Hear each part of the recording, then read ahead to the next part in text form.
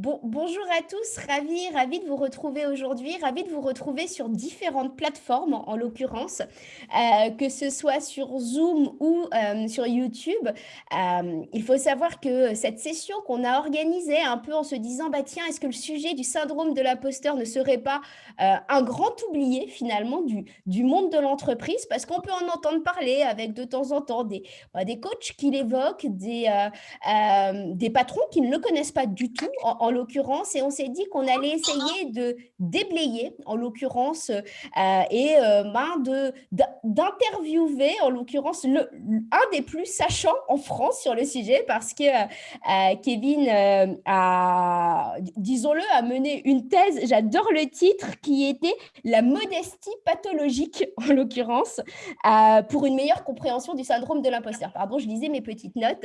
Et c'est vrai que vous êtes docteur en psychologie et peut-être un des cadors du sujet en France. On vous donnera la parole juste avant. Aujourd'hui, si vous êtes si nombreux, c'est aussi parce que, comme Harmonie Mutuelle nous soutient régulièrement, on peut ouvrir à un grand public les événements. Et du coup, on est aujourd'hui avec Isabelle Léteron parce que je trouvais intéressant, c'est pas un sujet qu'on aborde naturellement dans le monde de l'entreprise et finalement, vous avez accepté de sortir peut-être un peu du rang pour proposer un sujet un peu décalé. Et je sais que c'est entre autres à titre personnel que vous avez vécu ce sujet parce que vous êtes historienne de formation. Alors, je trouve ça incroyable, moi, être historienne de formation et travailler après chez Harmonie Mutuelle et que finalement, plusieurs fois, vous avez fait face à ce syndrome. Est-ce que vous pourriez nous en parler peut-être à titre personnel? Merci Catherine, ravie d'être là avec vous sur un sujet en effet vraiment passionnant et sur lequel pour ma part j'ai tout à apprendre. Mais je pense en effet qu'on peut tous souffrir ou avoir souffert du syndrome de l'imposteur à moins d'avoir une surestime de soi particulièrement développée. Et en tout cas à des degrés plus ou moins importants et peut-être en particulier en tant que femme. Et ça j'espère que Kevin Chassan nous éclairera sur ce sujet. Pour moi la question s'est posée pendant ma formation universitaire. Un certain manque de confiance, des difficultés à valoriser mon propre travail dans un milieu dont je n'étais pas issue, j'avoue, à la base, a amené une personne à me parler de ce syndrome à ce moment-là. Et bon, je ne veux pas non plus tout dire sur mon âge, mais c'était quand même, disons, vers la fin des années 80. Ne faites pas de calcul. Donc, la première fois que j'en entendais parler, mais ça m'a permis, moi, de m'interroger véritablement sur ma perception de mon propre travail et sur ce que me renvoyaient mes collègues ou mes directeurs de recherche sur le sujet. Et il y avait un certain décalage, dois-je dire. Donc, quand j'en ai entendu parler, je me suis interrogée, j'ai essayé de voir un petit peu ce qu'était ma perception de mon rôle, en effet, dans les équipes de recherche et prendre conscience peut-être un peu plus de mon apport. C'est une chance, et ça on en reparlera effectivement. Il y a plein de questions que vous avez abordées. Est-ce que c'est quelque chose qui touche les femmes ou autre? C'est une chance d'en avoir entendu parler si jeune, je crois. Moi j'ai découvert ce mot, je pense, il y a seulement 5 ans. Alors certains ont l'impression qu'on le voit sans arrêt passer, mais quand on n'est pas dans un prisme algorithmique, on n'en a littéralement jamais entendu parler. Ce que j'ai pas mentionné, c'est qu'en fait votre job à la base, hein, vous êtes responsable de l'action sociale et de la prévention et de la promotion de la santé, en l'occurrence, et je me suis dit, mais tiens, c'est incroyable que maintenant, au sein d'un service prévention santé, on commence peut-être à aborder ce sujet. Est-ce que vous pouvez nous dire peut-être comment vous l'envisagez au sein d'un grand groupe? Je ne connais pas le nombre de collaborateurs d'Harmonie Mutuelle d'ailleurs, mais je pense que c'est gigantesque. Bien, c'est à peu près 4800 collaborateurs, donc en effet, ça fait une bonne entreprise. Il y a peut-être deux domaines qu'il faudrait que je précise. D'abord en interne, en effet, dans notre relationnel avec nos collaborateurs, mais aussi en externe, puisque Harmonie Mutuelle, en effet, est première mutuelle interprofessionnelle de France et que dans ce sens, on accompagne plus de 63 000 entreprises. Et donc, je vais peut-être commencer par la partie en interne. Est-ce que la question du syndrome de l'imposteur a été posée telle quelle? Je ne le pense pas. C'est en effet un domaine plus de la santé et de spécialistes. Pour autant, dans l'accompagnement des collaborateurs que l'on met en place, on a un fonctionnement avec un management de la confiance, la reconnaissance du travail individuel, la possibilité aussi de chacun de présenter lui-même son travail. Et ce sont, j'espère, des moyens qui peuvent réduire les effets de ce syndrome, en tout cas. C'est aussi les notions, par exemple, de test and learn qu'on met en place, où on va pouvoir tester, se lancer dans une opération sans trop d'incidence. Donc, ça donne confiance dans la possibilité de le faire. et de construire aussi ses projets. Mm. Et puis, on a le droit à l'erreur aussi, et ça permet, j'espère, de faire sauter certaines barrières et de nous rendre peut-être plus créatifs. En tout cas, Bon. c'est partie au global de la notion de bien-être en entreprise, et je pense qu'elle est importante. Alors, pardon, vous le voyez pas, mais il y a Kevin qui hoche la tête. Et c'est vrai que Kevin hochait la tête, ça me rassure. Vous le voyez. Et c'est vrai qu'en fait, on se demandait quels sont les moyens, en fait, justement, de prévenir le syndrome de l'imposteur. Si vous nous en disiez, peut-être vous nous les avez évoqués. Vous nous dites droit à l'erreur, accompagnement du test and learn. Allez, un troisième, et après, on va déblayer le sujet avec Kevin et il nous dira si on avait raison de ces postulats. Disons-le, hein, on a un peu papoté ensemble avec Isabelle et on s'est dit, est-ce que c'est ça, effectivement, les meilleurs outils pour contrer ou pour accompagner le syndrome de l'imposteur? Un troisième, peut-être, Isabelle. Oui, je pense que le syndrome lui-même, c'est un ressenti individuel lié probablement à plusieurs facteurs.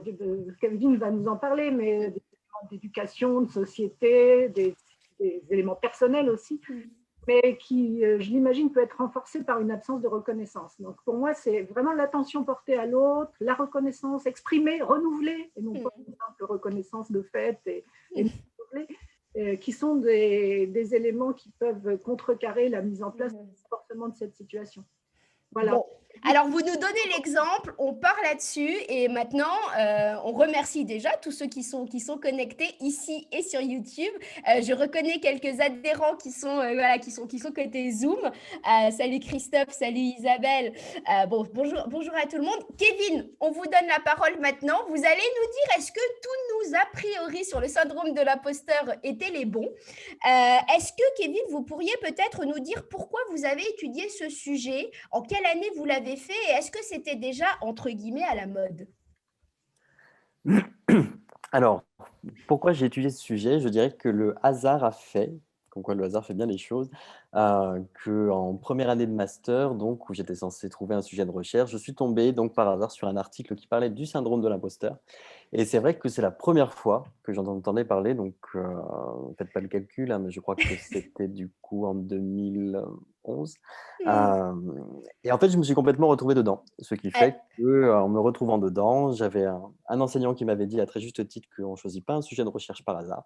Et donc, j'ai proposé à ma directrice de mémoire, puis qui a été ma directrice de thèse, de travailler dessus. Alors, on a une première question. Qu'est-ce que le syndrome de l'imposteur? Voilà d'où on part. Déjà, oui, c'est important de bien définir, effectivement. Exactement. Le syndrome de l'imposteur, alors la définition qu'on lui donne, c'est le ressenti, donc c'est un sentiment, c'est même une conviction pour certains. C'est cette conviction, ce ressenti de ne pas être à la hauteur, malgré finalement tous les signes objectifs qui pourraient prouver le contraire, parce que les personnes qui ont ce syndrome vont plutôt avoir tendance à attribuer leur situation à des facteurs externes comme la chance, le hasard, ou il y a eu une erreur quelque part, ou tout le monde est trop gentil avec moi. Ce qui fait que, du fait de ne pas avoir une confiance en soi, ces personnes ont réellement peur de pouvoir un jour ou l'autre être démasqué et même être accusé d'imposteur. Alors qu'en fait, tout prouve le contraire. Vous me parliez d'une grille de lecture. Alors, peut-être on va faire un peu d'historique. Donc, vous avez découvert le sujet.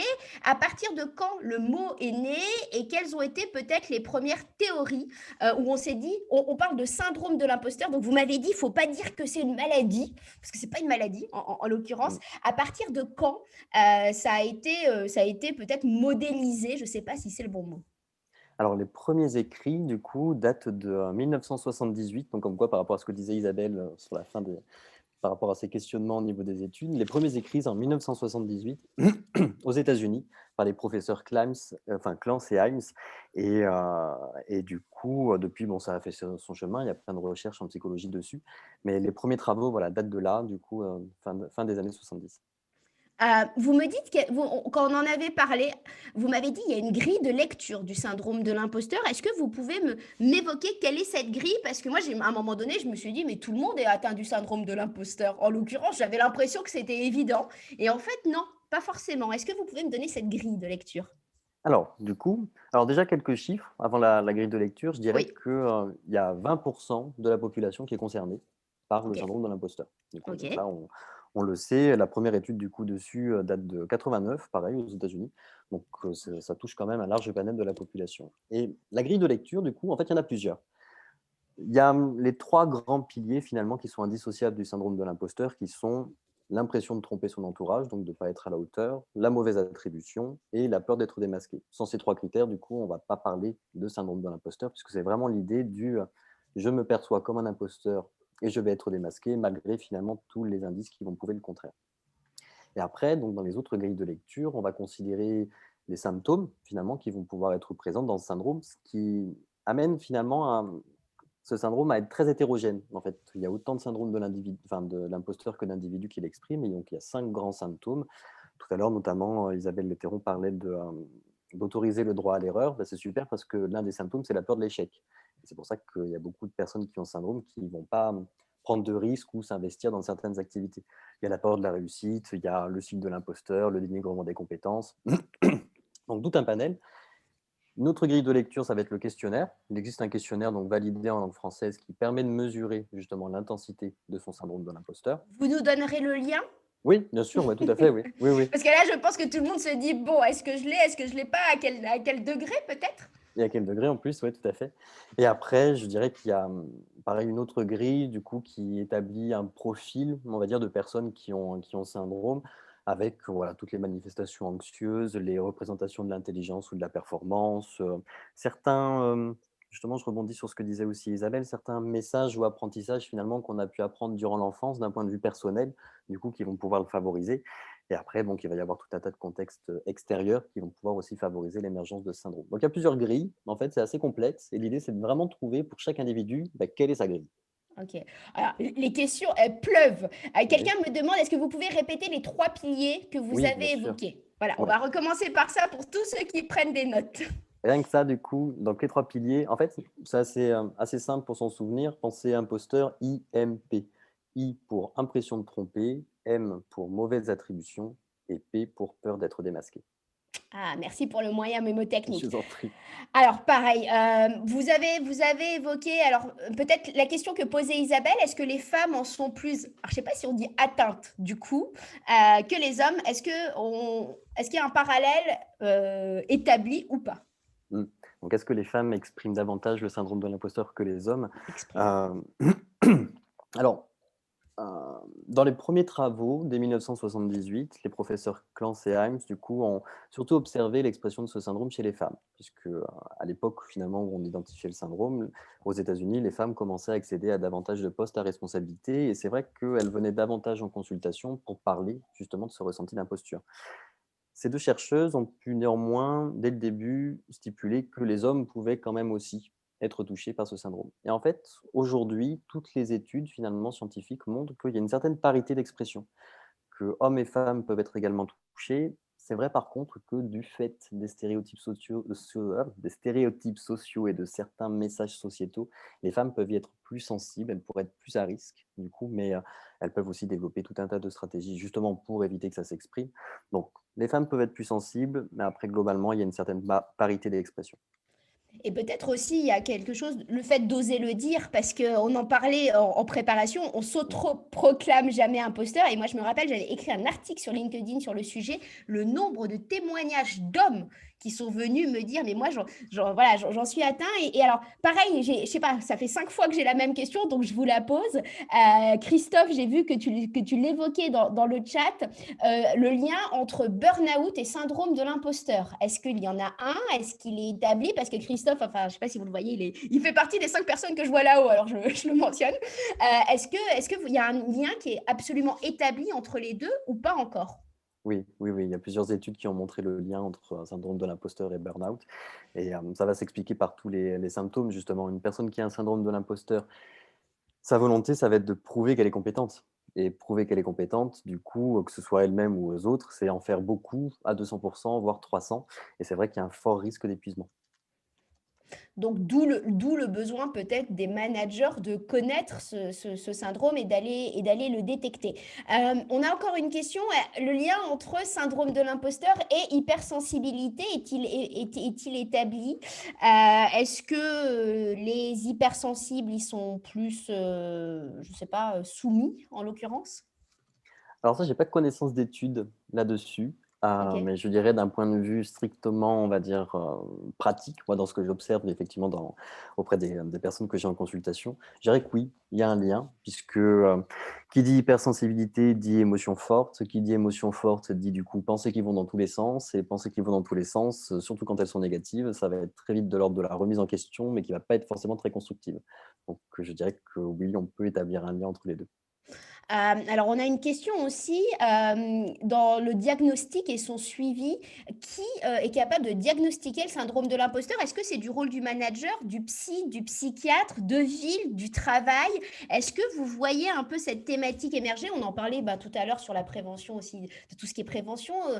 Qu'en est-il aujourd'hui? Et est-ce que tous les psys, finalement, connaissent ce syndrome, en l'occurrence? Mmh.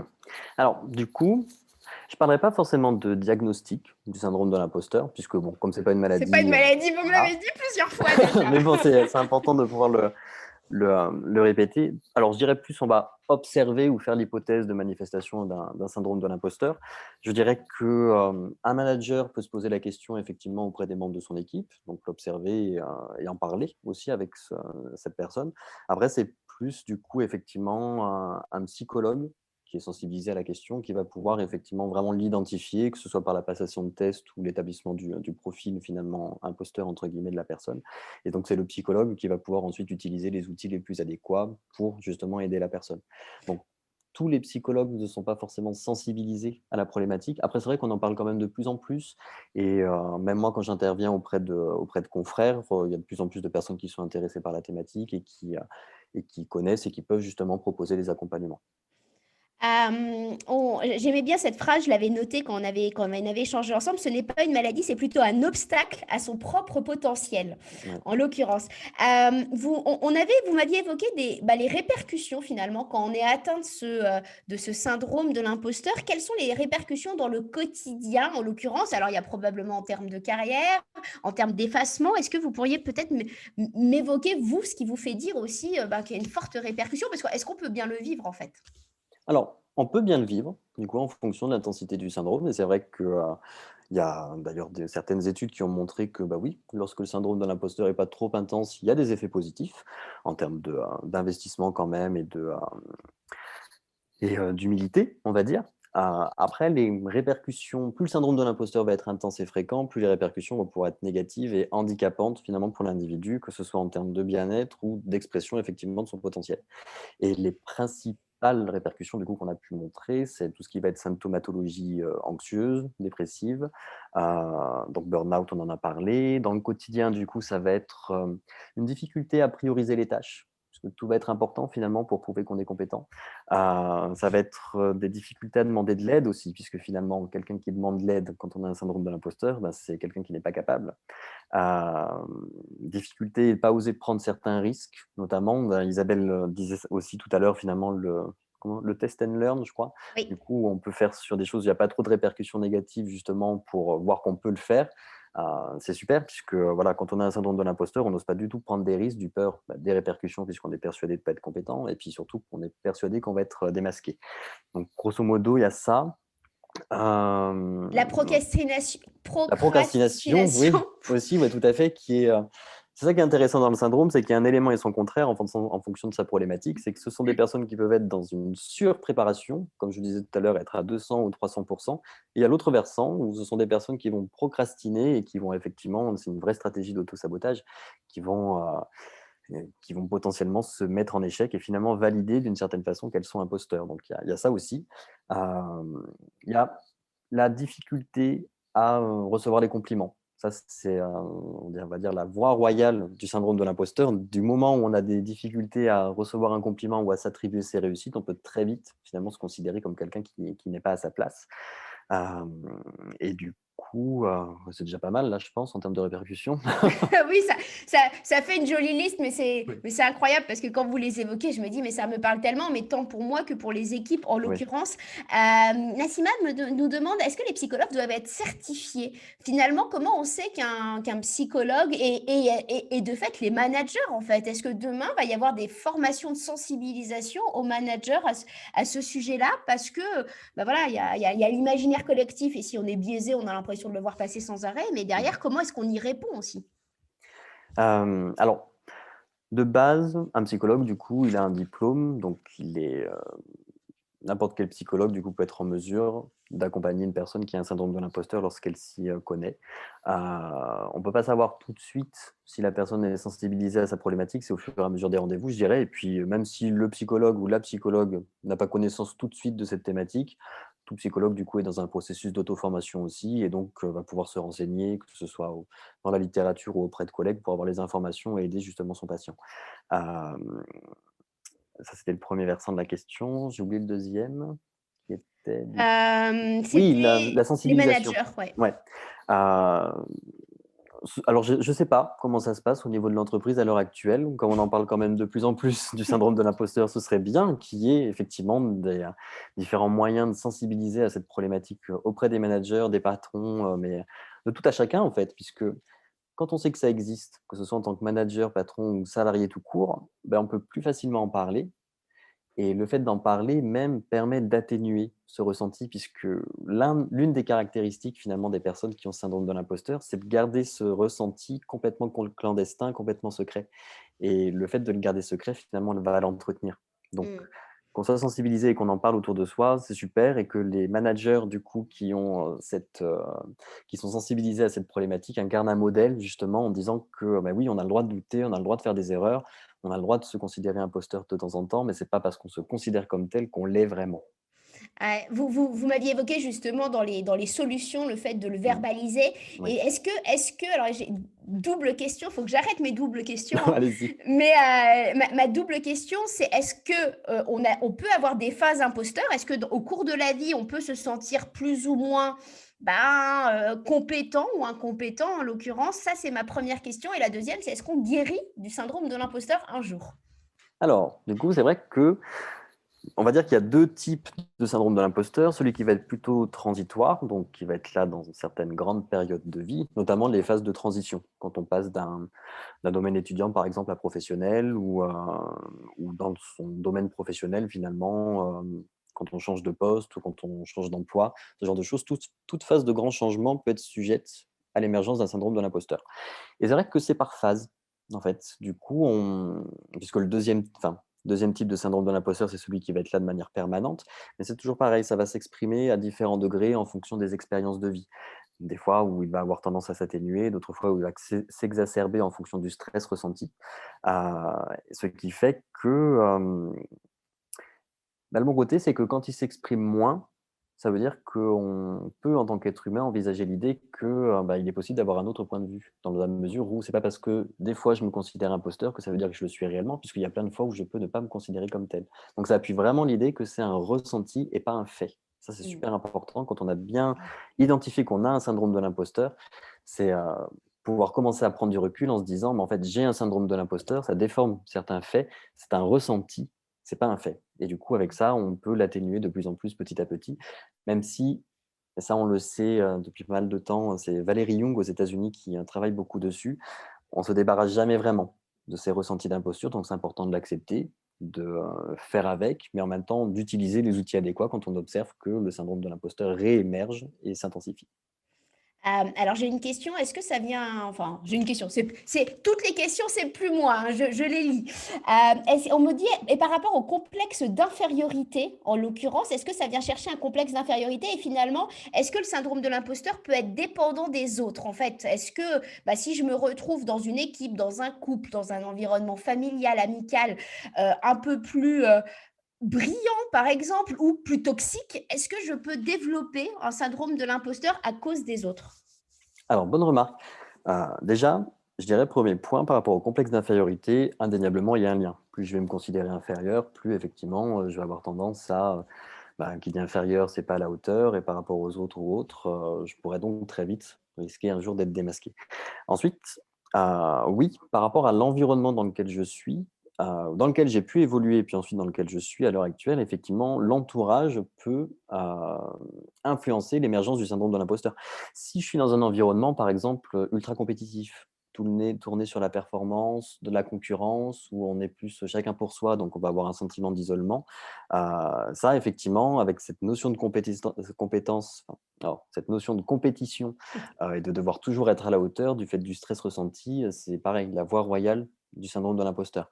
Si je suis entouré de personnes estimées comme brillantes et puis qui en plus ont tendance à pas montrer qu'elles peuvent douter, qu'elles peuvent aussi faire des erreurs, qu'elles peuvent hésiter, qu'elles peuvent échouer aussi de temps en temps, ben, je vais moi apprendre que ben, mince, mon entourage est parfait et moi c'est pas le cas.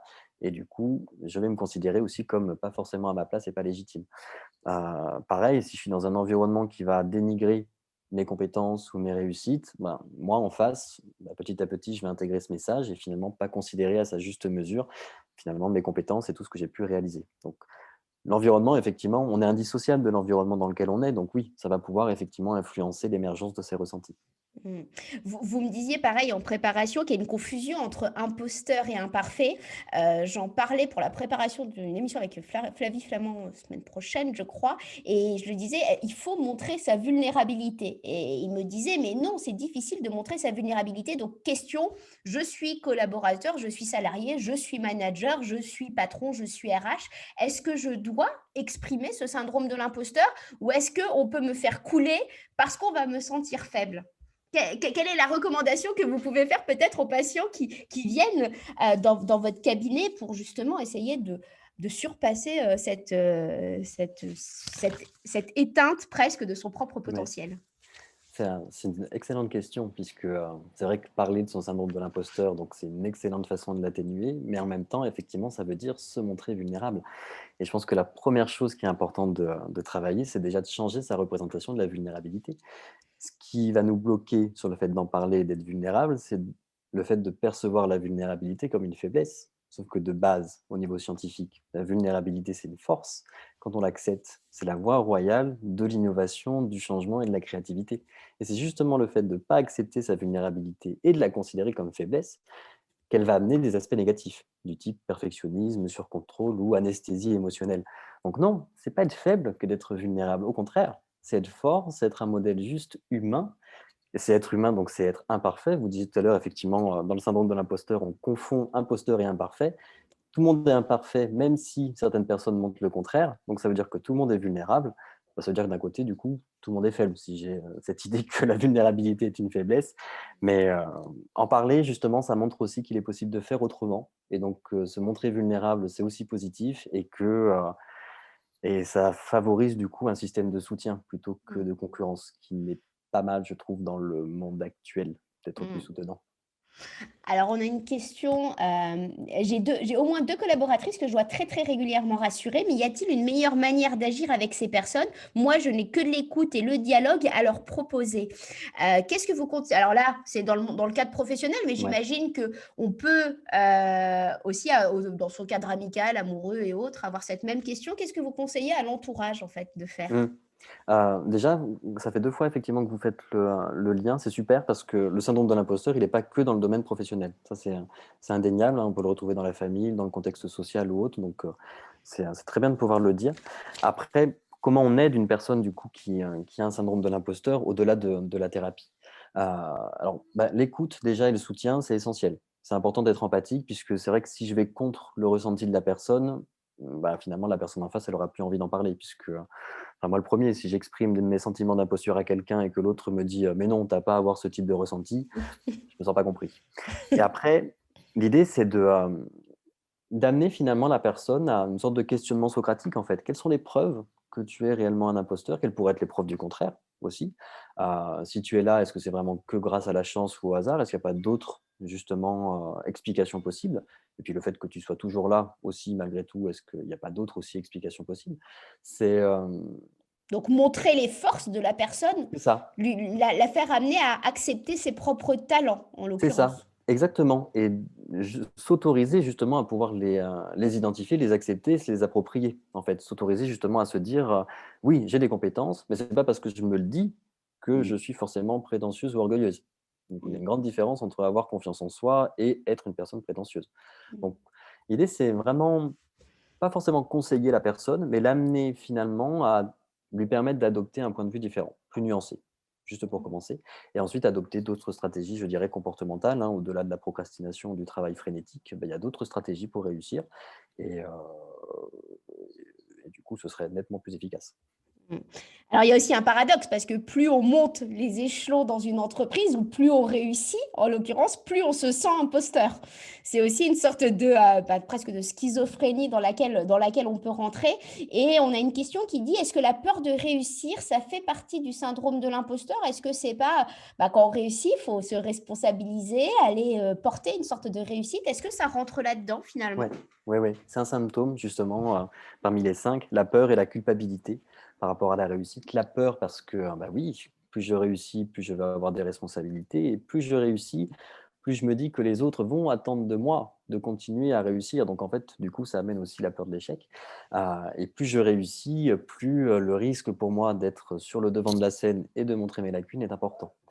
Et après, il y a la culpabilité puisque, bah, effectivement, si je ne me sens pas légitime et que je réussis et que j'ai une place, bah, je vais me sentir coupable, voire honteux justement d'être dans cette position. Mm.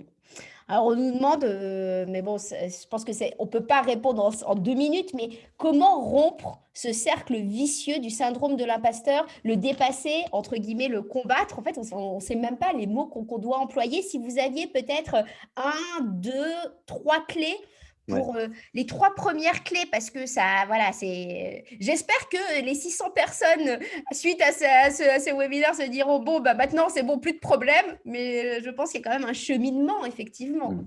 Ouais. Et les 3 grandes clés, je dirais, j'en aurais 4 Ah, en fait. encore mieux. Encore mieux. Les Merci, 4 Kevin. les 4 grandes clés, je dirais la première, donc c'est identifier. Identifier dans le sens où, je mesure à partir d'un questionnaire ou, en fonction des critères, justement, je me positionne pour bien identifier concrètement que oui, j'ai un syndrome de l'imposteur, ce qui me permet déjà de mettre à distance certaines représentations puisque, voilà, une fois que je sais que j'ai un syndrome de l'imposteur qui m'amène à me minimiser ou à me dénigrer, je peux le relativiser. C'est pas moi intrinsèquement. Deuxième clé, du coup, c'est le comprendre. Comprendre dans le sens, d'où il vient, justement, quel a été mon système familial finalement et comment ça a pu, moi, m'amener à développer le risque d'avoir ce syndrome de l'imposteur. Comprendre dans le sens quels symptômes j'ai. Comme je vous disais, il y a autant de syndrome de l'imposteur que d'individus, c'est très hétérogène et en fonction des symptômes, justement, les répercussions ne sont pas les mêmes et les outils thérapeutiques non plus. Comprendre aussi dans le sens où, bah, tiens, actuellement, qu'est-ce qui amène le fait que ce syndrome de l'imposteur est là et qu'il s'entretient potentiellement. Donc ça, c'est la deuxième clé, comprendre. Troisième clé, ce serait accepter. Accepter que j'ai un syndrome de l'imposteur. C'est pas une maladie, c'est un obstacle à mon bien-être, c'est une barrière à l'expression de mon potentiel, mais j'accepte effectivement que j'ai ça, que je l'aurai peut-être toute ma vie, à différentes intensités. Du coup, je vais d'ailleurs même pouvoir apprendre à le gérer et à l'atténuer, et que je vais même d'ailleurs pouvoir partager mon expérience là-dessus, ce qui sera très bien pour toutes les personnes qui ne savent pas quoi en faire. Et quatrième étape, du coup, c'est surmonter, mais c'est surmonter à son rythme. Surmonter dans le sens où, bah, justement, une fois que j'ai bien compris comment il s'exprime, j'utilise les outils adéquats. Si j'ai peur de la réussite, bah, je travaille dessus. Si j'ai peur de l'échec, je travaille dessus. Si je suis sur le dénigrement des compétences, je peux travailler dessus aussi. Si j'ai un fort besoin de reconnaissance, je peux travailler dessus aussi. Donc, je mets en place différents outils thérapeutiques pour atténuer l'expression de ce syndrome et je pourrais les mettre régulièrement en place puisque, bah oui, il est fort probable qu'ils reviennent de temps en temps. Mm. Voilà, les Alors 4 clés. justement, quand vous disiez vous les s'outiller, on nous demande les outils. Attends, quels outils pouvons-nous utiliser pour s'auto-orienter? Il y a ce fameux questionnaire. Vous auriez, alors, pardon, il y a aussi le livre, voilà, vos livres. Vous en avez écrit 2 et évidemment, je ne les ai pas sous la main. Mais c'était Se libérer du syndrome de l'imposteur, en fait, le C'est ça, premier. oui, oui, Voilà. Je pense qu'on peut commencer aussi par cesser de vous déprécier, en fait, pardon, se c'est ça. libérer du syndrome de l'imposteur. Donc, on peut lire, on peut s'auto-évaluer. Est-ce qu'on est obligé, finalement, parce que moi, le syndrome de l'imposteur, je, j'en ris parce que je m'en rends compte, en fait. Donc, je me Ouais. trouve un peu curieuse parce que quand on a le recul par rapport à soi-même, bon, bah, ça reste de toute façon, mais c'est curieux. Est-ce que vous auriez d'autres pistes, des éléments pour savoir où s'orienter, par rapport à quoi s'orienter, où s'orienter? En parler autour de soi. Ouais, Autour de ok. soi, auprès des personnes de confiance qui potentiellement justement ont eu ce type de ressenti. Je vous disais tout à l'heure que 20% de la population a un syndrome de l'imposteur, mais en parallèle, il y a un autre chiffre qui est important, c'est que 70% de la population est amenée à douter un jour ou l'autre, ne serait-ce qu'une fois, de sa légitimité. Bon, c'est pas parce qu'on doute qu'on a C'est pas forcément un beaucoup. syndrome de l'imposteur. Ça veut dire 70%? Une personne sur trois ne doute jamais de ce qu'elle fait. Oui, bah, C'est incroyable. oui, ça rejoint ce qui a été dit tout à l'heure. Les personnes qui ont une surestime de soi n'ont pas forcément effectivement de syndrome de l'imposteur derrière.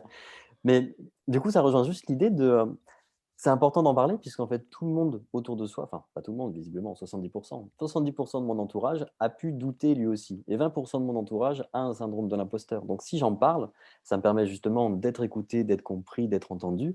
Ça me permet d'avoir des conseils aussi, effectivement, voir ce qui a pu marcher pour une personne, pour essayer. C'est pas parce que ça a marché chez l'un que ça marchera chez moi, mais au moins, je peux tenter. Et, et du coup, pareil, je suis dans un système de soutien plutôt que tout seul avec mon syndrome de l'imposteur de mon côté. Donc, en parler autour de vous, c'est important. Moi, je crois beaucoup à la détabouisation du Oui, sujet.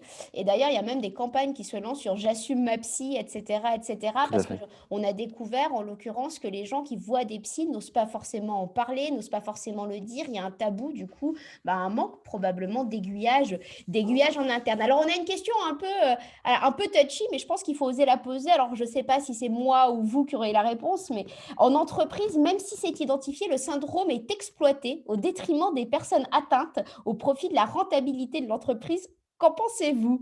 Comment est-ce qu'on fait effectivement, enfin j'ai envie de vous dire, quand on a un manager pas du tout sensible, parce qu'il fait partie du tiers de personnes qui n'ont jamais douté, donc ils ne comprennent même pas notre doute, quand on est dans une situation un peu de désespoir comme ça, qu'on ne peut pas claquer sa dème, parce que tout le monde ne peut pas démissionner du jour au lendemain, qu'on est dans une sorte de souffrance de non-reconnaissance, qu'est-ce qu'on peut conseiller à à ces salariés en grande souffrance et qui voient que dans leur entreprise, on n'en parle pas du tout?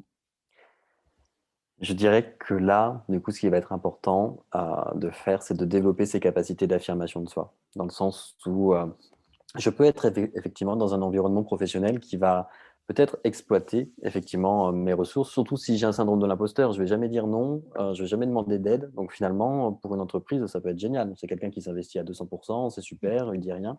Or, bah, pareil, c'est important d'identifier, de comprendre, d'accepter que je peux être dans un environnement qui va exploiter mes ressources. Et donc, puisque j'en ai conscience, bah, je peux justement m'autoriser à poser certaines limites. Si je suis sous ma barre d'énergie, bah, je peux effectivement m'autoriser à dire non. Si je suis en difficulté, je peux m'autoriser à demander de l'aide. Je peux, en toute authenticité et empathie, justement dire que ben non, là, c'est pas possible, compte tenu du manque de ressources que j'ai, juste être dans un principe de réalité. En fait, le contexte professionnel aujourd'hui est loin de, je dirais, en tant qu'être humain, on a des limites et c'est important en tant qu'être humain de pouvoir le dire. Là, j'ai des limites, je peux pas. Mmh. Alors, on a une question positive. Allons-y. Maintenant, on parle beaucoup des effets négatifs du syndrome de l'imposteur, mais finalement, s'il est à petite dose, ne serait-il pas un moyen de pouvoir se remettre en question ou un doute qui permet à l'individu de se challenger? Est-ce qu'il y a effectivement des degrés d'imposture est-ce qu'en faisant le test que vous allez nous envoyer, est-ce qu'on peut se dire, bon, bah là, ça va, c'est pas trop, c'est juste nécessaire? Mmh. Bah oui, comme je disais tout à l'heure, il peut y avoir des répercussions positives, du coup, en termes de sentiment d'humilité, en termes d'investissement malgré tout, en termes de remise en question, mais qui va être constructive. Du coup, il y a une grande différence entre douter de soi et douter de ses idées. Du coup, voilà, on va pas s'édicter. Heu Et du coup, oui, cette remise en question, elle favorise une ouverture d'esprit aussi. Donc oui, c'est pour ça que, d'un côté, c'est important de ne pas se débarrasser complètement de son syndrome. C'est juste l'amener finalement à un degré qui sera moins impactant pour mon bien-être et en tirer surtout que les bénéfices. Mmh. Autre question, est-ce que ce syndrome peut, affecter les enfants et les ados? Ou est-ce qu'ils n'en ont pas suffisamment conscience? Si, ça peut, du coup, et vous avez une étude canadienne qui a pu montrer et qui a élaboré d'ailleurs une échelle de mesure aussi pour les enfants. Ça peut tout à fait se manifester, enfants, ados, personnes plus âgées aussi, sur des problématiques différentes. Mais j'avais discuté avec une philosophe il n'y a pas longtemps qui observait justement, donc qui donnait des cours et qui observait auprès de beaucoup d'enfants justement au potentiel intellectuel, donc enfants qui avaient un syndrome de l'imposteur. Donc Mmh. on peut l'avoir à tout âge. Et pareil, on a parlé de la corrélation entre hypersensibilité qui n'était pas encore faite justement. Par contre, la corrélation burn-out qui a été faite, est-ce qu'il y a une corrélation au potentiel atypisme dans le monde de l'entreprise et syndrome de l'imposteur ou pas? Vous Alors j'ai pas l'évoquiez pour les enfants, donc c'est Oui, pour ça oui, que je bah, me oui, permets oui, de oui, poser tout la à fait, ouais, ouais, question. tout à fait, oui, oui. L'idée c'est que, pareil, c'est pas parce que j'ai un syndrome de l'imposteur que je suis forcément haut potentiel, mais il y a un lien et tous les grands noms finalement qui ont étudié le haut potentiel, que ce soit Monique de Kermadec, Jeanne Siofachin ou autres, font le lien entre, bah oui, le haut potentiel et l'hypersensibilité et finalement ce ressenti d'imposteur qu'il peut y avoir, qui est en lien avec, pareil, d'autres manifestations, hein, mais que ce soit le faux self, les exigences élevées ou autres. Hem, donc il y a un lien, je ne sais pas s'il est prouvé au niveau scientifique, s'il y a des études vraiment, mais en tout cas, je pense que tout professionnel dans sa pratique pourrait être d'accord en disant que, ben oui, heu, il y a un lien effectivement corrélationnel entre syndrome de l'imposteur et haut potentiel intellectuel. Puisqu'en Mmh. même temps, l'intelligence va de pair avec le doute ou le doute avec l'intelligence, je ne sais jamais dans quel sens on peut le dire, mais, Mmh. heu, plus on est intelligent, même s'il y a différents degrés, enfin il y a différentes intelligences possibles, mais plus on va être intelligent, plus finalement on va se rendre compte qu'on a des lacunes. Qu'on est très limité en fait. On est limité, voilà, On et va comme c'est pas tout découvrir tout un tas de pans où on se dit: «Oh là là, j'étais, pleine de certitudes, mais quelle et là couillonne!» voilà, Et du coup, exactement. on n'en finit pas. On me demande des outils thérapeutiques à proprement parler. Je ne sais pas si vous en avez peut-être voilà, de la méditation, est-ce qu'il y a des outils thérapeutiques, si ce n'est peut-être de réfléchir, comme vous l'aviez dit, les 4 points que vous nous avez évoqués tout à Mmh. l'heure? Est-ce qu'il y a des outils à proprement parler? Oui, on a plein, en fait, des outils thérapeutiques. C'est ça qui est chouette avec la psychologie, c'est qu'il y a un panel d'outils finalement très large qui peut être utilisé et où chacun finalement peut se retrouver, en fonction de sa problématique. Après, je dirais qu'en termes c'est, c'est une question difficile parce que c'est à la fois au cas par cas et en même temps, l'idée c'est de trouver quelque chose de général. Ah Donc, oui, c'est en fait, l'outil thérapeutique le plus pertinent, je dirais, c'est, de développer une bienveillance envers soi. En fait, c'est, dans les moments de doute, dans les moments négatifs, finalement, si on s'écoute se parler à nous-mêmes, on est nos pires ennemis, alors qu'on ne dirait pas la moitié de ce qu'on se dit à notre meilleur ami. Et donc, Mmh. je dirais que l'un des meilleurs outils thérapeutiques qu'on peut utiliser quand on a un syndrome de l'imposteur, bon, et quand on a d'autres choses aussi, mais c'est d'avoir envers soi le discours qu'on aurait envers notre meilleur ami. Et ça, du coup, déjà, ça amène beaucoup de changements puisque je dirais pas à mon meilleur ami que s'il échoue, c'est un imposteur. Je dirais pas à mon meilleur ami que, s'il réussit brillamment, ah ben non, il y a un risque qu'un jour ou l'autre, il soit démasqué. Je dirais pas à mon meilleur ami que, s'il n'est pas complètement reconnu et s'il n'est pas exceptionnel ou au-dessus des autres, il mérite pas ou ce genre de choses. Donc l'idée, c'est d'écouter finalement son discours en tant qu'imposteur entre guillemets, enfin en tant que personne avec un syndrome pour pouvoir finalement le mettre en parallèle avec, bah, tiens, finalement, si mon meilleur ami me disait ça, qu'est-ce que je lui dirais? Pour aussi être une sorte d'auto-soutien. Mmh. Moi, en tout cas, ça a été le fait de l'écrire. De Ouais, l'écrire, de me rendre compte qu'il y avait plein de gens autour de moi qui en étaient aussi atteints, que je trouvais brillants, et qu'on s'est dit: «Bon, bah, c'est OK». Voilà, mais effectivement oui, le partager, mais en feu j'ai eu l'impression vraiment quand j'avais écrit le sujet, je me suis dit: «Ils vont tous du coup se rendre compte que je suis un imposteur», en mmh, l'occurrence, et j'ai eu l'impression de faire un coming out, hein. C'était, voilà, c'était genre, bon allez, je le dis, mais c'est comme personne n'osait ouais. le poser, c'est assez violent. Mais en Heu, plus, le fait d'en parler, ça demande en soi énormément de courage parce que comme vous dites, le fait d'en parler, le risque finalement, c'est qu'en face, il y a des gens qui nous disent: «Mais oui, en fait, tu as raison, tu es un mmh, imposteur». Donc alors que c'est objectivement pas ce qui va se passer, mais ça demande du mais courage. Donc mais voilà. c'est enfin, j'avais vraiment hésité, mais pendant Ouais, des heures avant de le poster en me disant: «Mais, voilà, enfin, je m'auto-démasque, c'était violent», mais je me rendais compte parce que j'arrivais à le voir chez les autres, en fait. ouais, Donc, il y avait, cet outil d'expression, et quand j'ai vu les commentaires, enfin les témoignages, mais c'était incroyable, et c'était marrant parce que les témoignages, et vous en parliez, c'est quelque chose de caché. Les témoignages, les gens me les envoyaient dans ma boîte, vous savez, messagerie ouais, privée, et les écrivaient pas forcément en dessous, bah, de peur d'être détecté en tant qu'imposteur. Enfin, c'est une sorte de paradoxe incroyable, ouais. voilà, ce sujet. Et pour le coup, si on a autant de gens connectés aujourd'hui, c'est que ça reste un vrai sujet non abordé ailleurs. On m'évoque plusieurs questions. La première, c'est alors je crois que c'est Isabelle qui nous fait cette remarque. En psychologie systémique, en effet, on apprend à comprendre le système et notre place dans ce système, et de s'en auto-libérer en quelque sorte, bah, finalement trouver sa juste place, ça participe peut-être à sortir de ce syndrome de l'imposteur en se disant: «Bah, moi je suis naze sur tout un tas de sujets. Par contre, il y a effectivement quelques points sur lesquels je suis compétente». Est-ce que ça peut participer? Ah ben oui, et je dirais c'est, ça rejoint l'idée d'identifier ses talents et en même temps, bah, comme tout être humain, comme je suis imparfait et faillible, j'ai des points faibles. Mais Mmh. Après, là, je dirais que chacun a le choix. Est-ce que je me concentre plus sur mes points faibles ou est-ce que je me concentre plus sur mes talents? Et du coup, je suis soit sur un degré plus de psychologie positive ou de remise en question qui peut être un petit peu trop négatif parfois. Mmh. Alors Nassima pose une question hyper intéressante. On peut imaginer des groupes de parole autour du sujet pour l'échange de vécu. Est-ce que ça peut aider avec un encadrement psychologique? Est-ce que ça pourrait être une forme peut-être d'atténuer ce syndrome dans le monde de l'entreprise? Enfin, presque des cercles de Complètement. parole de coming out à ce stade-là, mais ça peut être hyper intéressant effectivement Ouais. comme sujet. Ah complètement et c'est même d'ailleurs l'une des premières directives du coup qui a été fixée par, les professeurs Clance et Hymes lorsqu'elles ont commencé à en parler, c'était favoriser des groupes de parole, que ce soit thérapeutiques ou professionnels, pour justement libérer finalement la parole autour de ce syndrome qui est, on le rappelle, gardé secret généralement et comme il est gardé secret, il s'auto-entretient. C'est génial.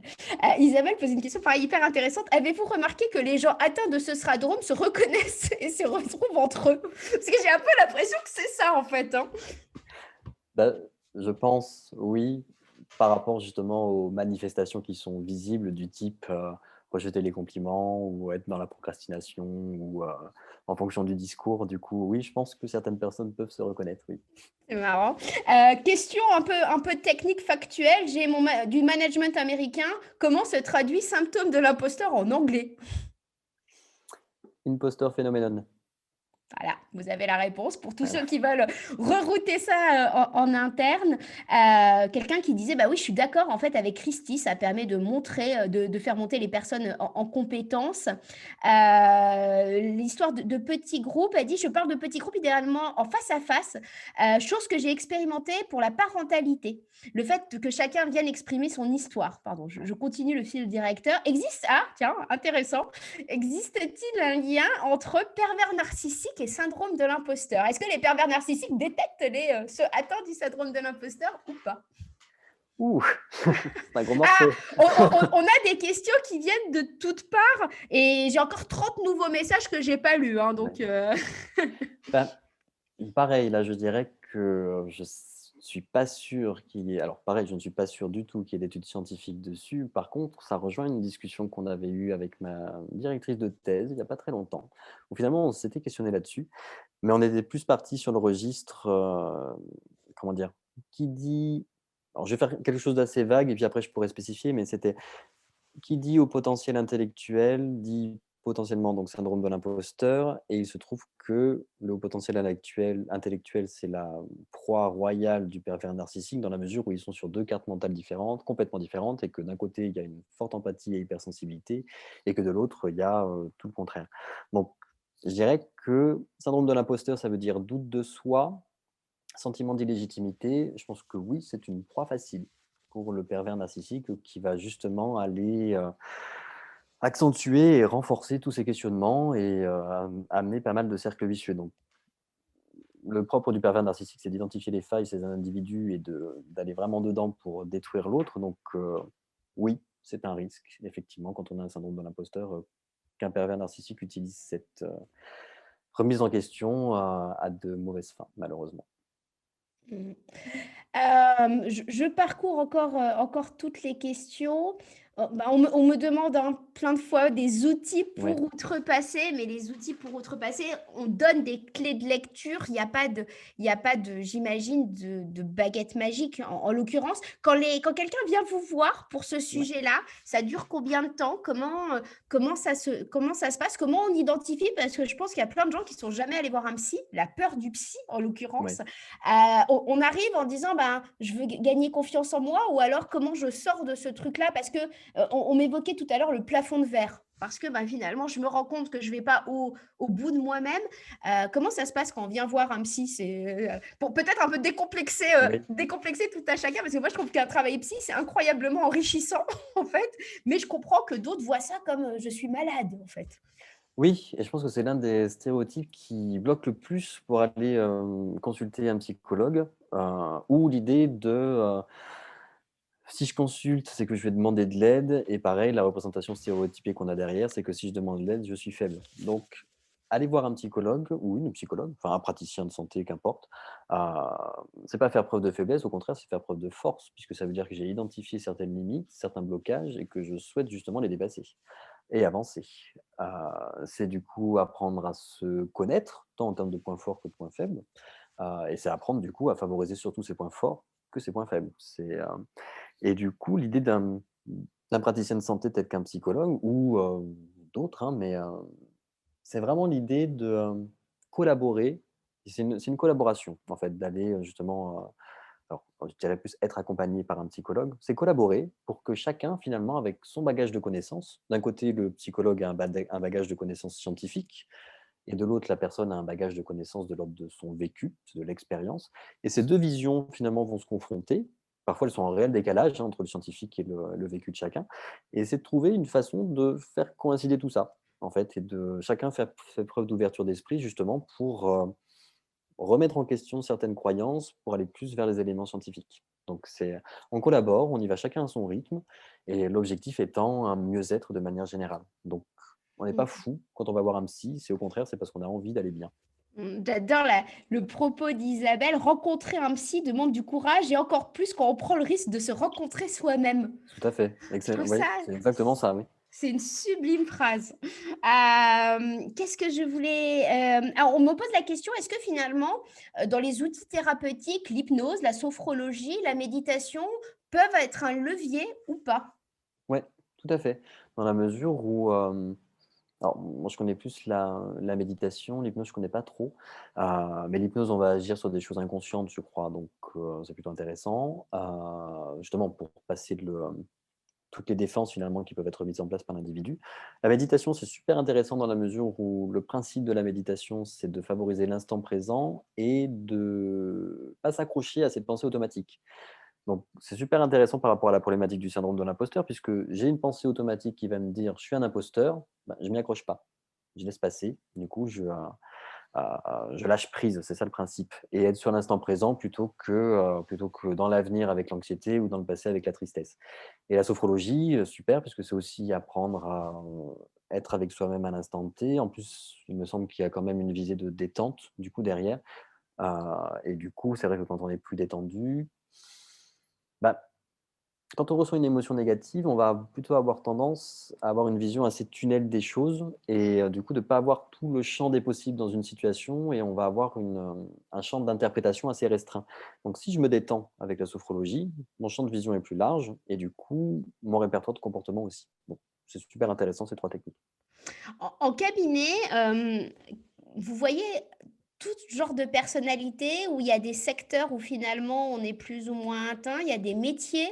Est-ce que, il y a des âges? Est-ce qu'il y a des, est-ce que vous voyez autant des patrons que des salariés, que des soignants, que des acteurs en fait? Mmh. Qu'est-ce que vous voyez? Parce que moi j'avais l'impression que le syndrome de l'imposteur dans le milieu artistique était très fort.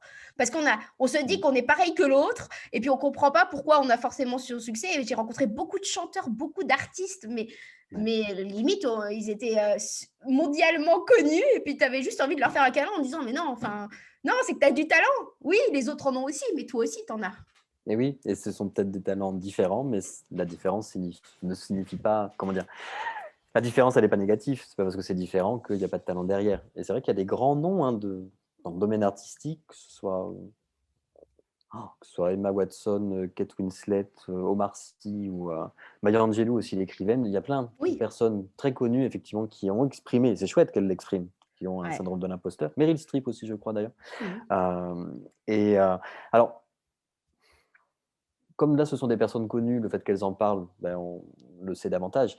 Ça va pas toucher que le milieu artistique. Moi, j'ai beaucoup d'enseignants, du coup, qui Ah peuvent oui? avoir, ce syndrome, ouais.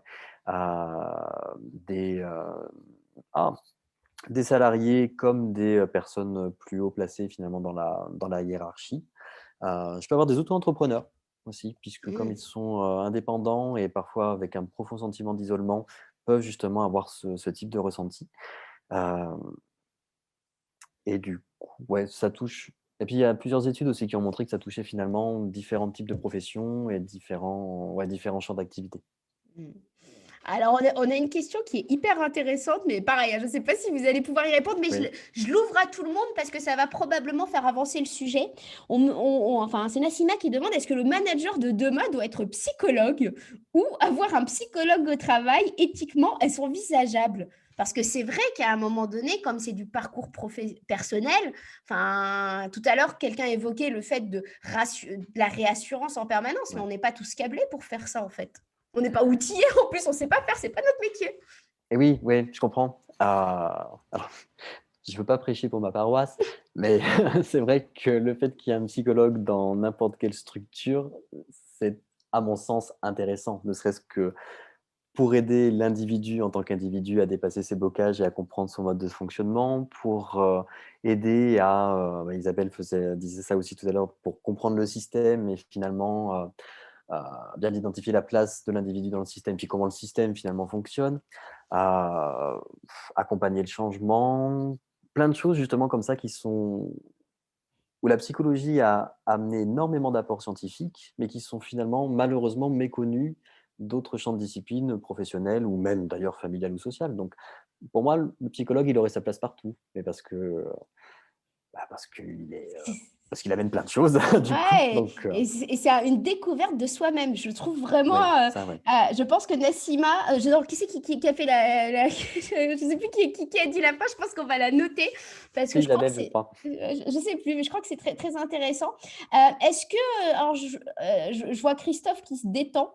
Est-ce que peut-être je vais juste poser une question parce qu'il y a quelques têtes que je connais. Est-ce Oui. que le syndrome de l'imposteur, par exemple, dans ton entreprise, c'est quelque chose qui a été évoqué ou pas encore? Parce que vous voyez, Harmonie Mutuelle, vous mettez en place justement, enfin, vous osez l'aborder maintenant. Enfin, Christophe, je te vois. Est-ce que tu peux nous en dire deux mots? Est-ce que toi, tu savais ce que c'était? Est-ce que, parce que tu t'occupes de tout ce qui est inclusion et diversité, est-ce que ça rentre dans l'inclusion et la diversité d'ailleurs? Ça, c'est une bonne question. Je n'ai pas la réponse. Je peux répondre à la première, qui est est-ce qu'on en parle pour l'instant chez Microsoft? Non. Est-ce qu'on va en parler chez Microsoft? Ah, ça, Voilà. c'est la meilleure question. J'ai bien l'intention d'en parler. Non, mais j'ai bien l'intention de parler de ça, de parler effectivement de l'hypersensibilité, des zèbres, etc. Parce que, et puis, Kevin, tu l'as dit, hein, bon, moi, je connais bien le burn-out parce que je suis passé par là et puis j'en parle souvent. Euh, on sait qu'il y a des corrélations effectivement entre les HP, les zèbres, le burn-out, parce que justement, ils ont cette intelligence qui part dans tous les sens, etc. Mm. Il y a forcément un moment donné, on est tous confrontés effectivement au syndrome de l'imposteur. Moi, ça m'est arrivé avant notamment de tomber. Hein. Et puis pendant la période burn-out, parce que pendant la période burn-out, on n'a plus tellement, on n'a plus confiance en soi du tout. Mais moi, j'ai l'avantage effectivement d'avoir des psychologues du travail, alors qui ne sont pas au bureau. Nous, on a une ligne téléphonique ce ne sont pas des gens de Microsoft, donc ça, c'est plutôt pas mal.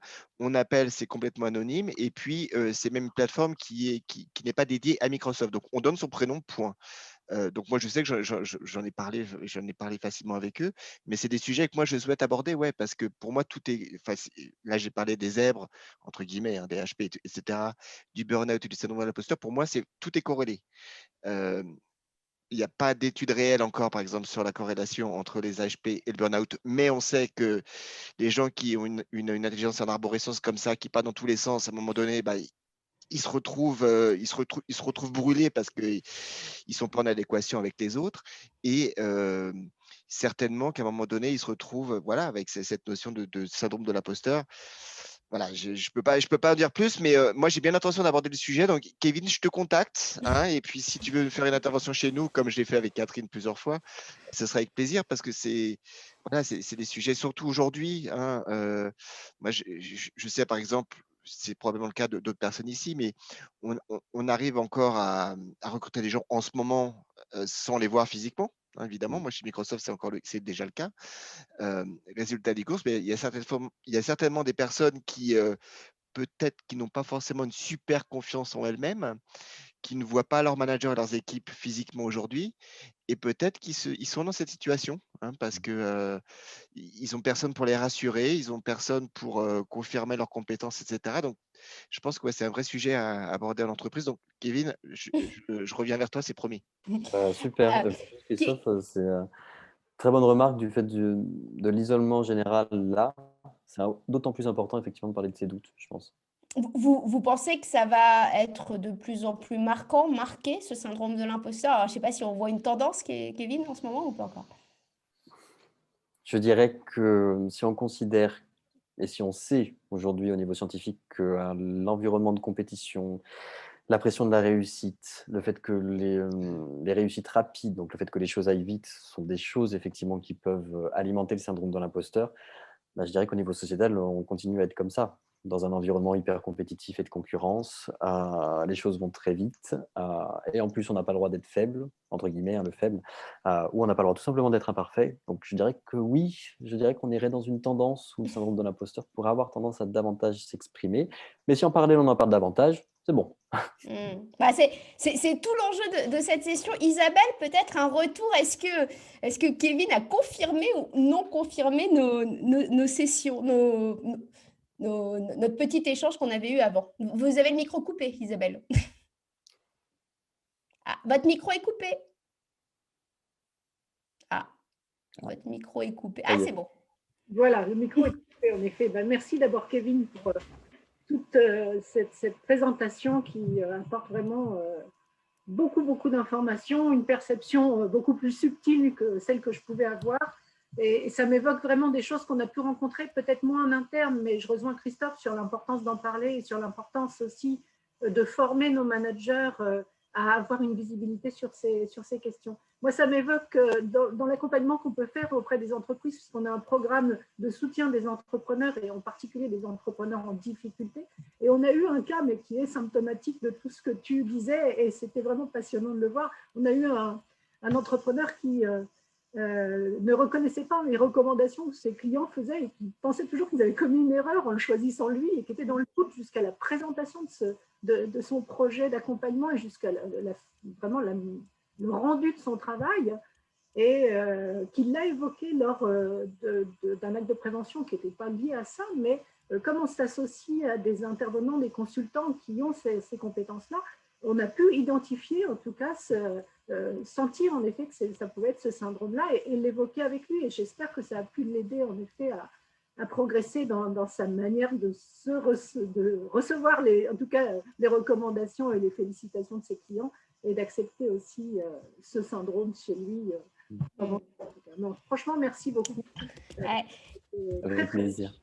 Et c'est vrai, Kevin, je trouve que ça, enfin c'est tout bête, mais ça adoucit le fait de se dire qu'on peut aller voir des psys qui sont sympas, qui comprennent en fait que la solution se co-construit, mais c'est vrai, hein, il y a quand même, disons-le, une sorte d'imaginaire collectif et je crois que ça vient déstigmatiser aussi tout ça et en parler est important. Je regarde toutes les questions qui viennent. Alors, on nous demande beaucoup le lien pour voilà, on vous l'enverra. Vous avez aussi un site web, Kevin. Alors, il y a, on vous fera probablement un petit récap dans l'email où on va mettre les liens en direct, votre livre, évidemment. Bon, je lis les commentaires, il y a des discussions, voilà, des confirmations, les corrélations, ça a beaucoup parlé, les corrélations ou pas, en l'occurrence, mais voilà, ces sortes d'intuitions. Moi, j'ai beaucoup retenu le fait, il faut juger les faits, en l'occurrence. Ce n'est pas l'impression par rapport aux faits, on juge le fait, en l'occurrence. Comme vous dites, hein, comme vous évoquiez effectivement, Isabelle, avec le cas de votre entrepreneur, c'est un peu la même chose. On se dit, bon, est-ce que j'ai réussi? Est-ce que je n'ai pas réussi? Et ce n'est pas mon impression voilà, que j'ai réussi si. En fait, est-ce que j'ai réussi ou pas? J'aime beaucoup aussi l'accueil du compliment.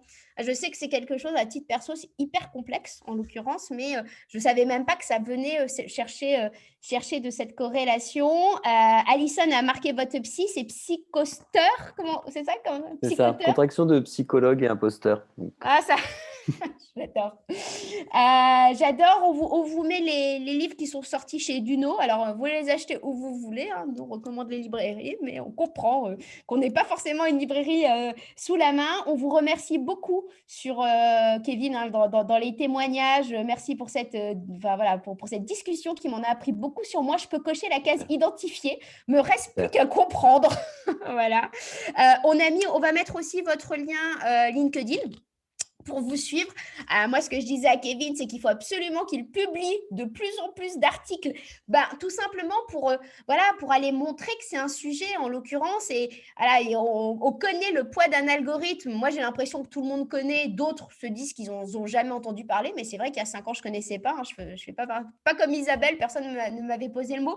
Du coup, moi, je vous invite à publier, que nous, on aille tous liker et commenter pour que ça se répande et surtout qu'il n'y ait plus un tabou. Je crois beaucoup dans la force de le dire, en fait. Tout simplement de se dire, j'en suis victime. Tu le prends pas, par contre, peut-être fais aussi attention. Et effectivement, la limite, c'est les boss plus tyranniques et autres. Isabelle qui dit « Vive les psys ». Voilà, exactement. Si vous avez une dernière question, sinon, on clôture et on clôture à l'heure. Et voilà, c'est que des remerciements qui arrivent. Je pense qu'on a évoqué pas mal de sujets. Pour aller plus loin, évidemment, c'est une grande quête, hein, comme vous le disiez. En 1 heure, on ne va pas pouvoir tout débusquer, mais peut-être quelques clés, quelques réflexions. On nous demande le lien vers le questionnaire. Il est sur votre site web, Kevin, le lien vers le questionnaire ou pas? Alors, c'est sur mon site web, du coup, j'ai mis une vidéo pour permettre, au-delà du questionnaire, d'établir votre profil. C'est en lien avec ma première étude de thèse. Du coup, vous avez le questionnaire qui vous permet de voir l'intensité de votre syndrome et ça vous permet de voir aussi, en termes d'estime de soi, de confiance, de symptômes anxieux, dépressifs et de stress, où est-ce que vous pouvez vous situer en fonction des 3 grands profils de personnes qui ont un syndrome de l'imposteur. Donc, n'hésitez pas, ça vous permet vraiment de savoir comment ça s'exprime pour vous, d'où le côté hétérogène du syndrome de l'imposteur. Au moins, vous avez une idée claire, une photographie à l'instant T. On essaiera de peut-être, Alison, elle doit être pas loin, de faire une infographie et on vous demandera d'aller dire votre degré de syndrome de l'imposteur pour les plus courageux, parce qu'on sait que c'est un peu sortir du bois, mais c'est aussi ça qui fait, on lève la main, alors on n'en est pas atteint. Redites-moi le mot, comme ça je sortirai moins bête ce soir. On l'exprime ou on le manifeste. Voilà. On le manifeste. Merci encore, Kevin. Merci à vous. Merci Isabelle, merci Christophe, merci à tous ceux qui étaient là et que je peux pas saluer. Les prochains événements. Sinon, je vais me faire engueuler. Le prochain événement, c'est la semaine prochaine où on va étudier la micro-sieste en entreprise. Avec Nup & Up, justement, qui travaille sur le sujet justement du sommeil. La semaine d'après, on va travailler sur l'intuition en entreprise avec Virginie. Je connais que les prénoms des gens, c'est complexe. Avec Virginie, mais qui accompagne beaucoup les dirigeants dans l'intuition pour la prise de décision rapide, en l'occurrence. Puis, on va travailler la thématique du bien-être en entreprise à l'ère de la crise. Plein de thématiques qui sont plutôt réservées à nos adhérents. Hein. D'ordinaire, là, on était vraiment ouvert à tous parce que c'était aussi le premier événement de l'année. On a eu quelques remerciements pour un premier événement sur un sujet pas facile, mais ô combien important. Et on va, après, c'est la poésie en entreprise aussi qu'on va aborder. Comment la poésie, finalement, peut apporter un peu de douceur au monde de l'entreprise, faire passer des messages et se coécrire. On parle souvent d'intelligence collective, donc on va voir ça avec Vincent Avanzi.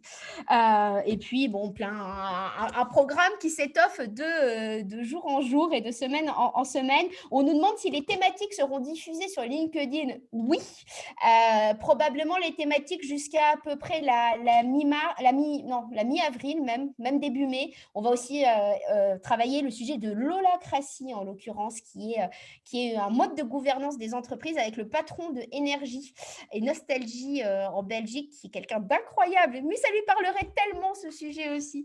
Bref, un programme qui est riche, qui est dense. On vous envoie de toute façon un email récapitulatif de tout ça. Je vous souhaite une belle journée à tous. Merci d'avoir repris ces 10 minutes de rame. Merci Kevin, merci Isabelle. Et on se retrouve donc la semaine prochaine. À bientôt tout le monde.